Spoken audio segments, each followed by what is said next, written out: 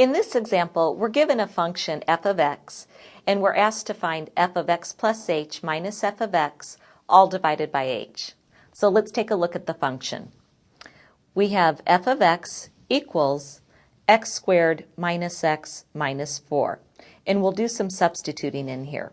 So we're asked to find f of x plus h minus f of x, all divided by h. Well, if we want to find f of x plus h, we substitute x plus h everywhere we see an x in our original function. So we're going to have x plus h quantity squared minus, instead of x, we'll have x plus h minus 4. And now we're subtracting f of x. So be careful here. When I subtract f of x, I need to write a parenthesis after my subtraction sign, so I subtract the whole thing, f of x. F of x equals x squared minus x minus 4. And this is all divided by h. Now we need to do some simplifying. So if we have x plus h quantity squared, remember that really represents x squared plus 2xh, if I were to multiply this out using the FOIL method, plus h squared. We have this minus sign we need to distribute through, and we get minus x minus h. Next we have minus 4.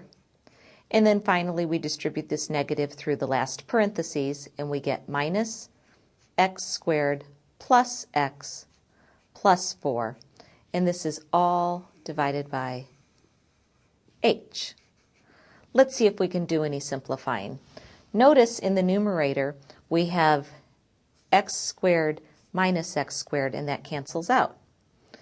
We also have a negative x plus x, and that adds to 0 as well. And then we have a negative 4 plus 4, which is 0. So that cleans it up a little bit, and in the numerator we have left 2xh plus h squared minus h, all divided by h. But we can simplify this a little bit more, because notice we have a common factor of h in the numerator. So let's factor that out. So h times the quantity, 2x plus h minus 1, and that's all divided by h. So we can now divide out that common factor of h, and we're left with our final answer, which is just 2x plus h minus 1.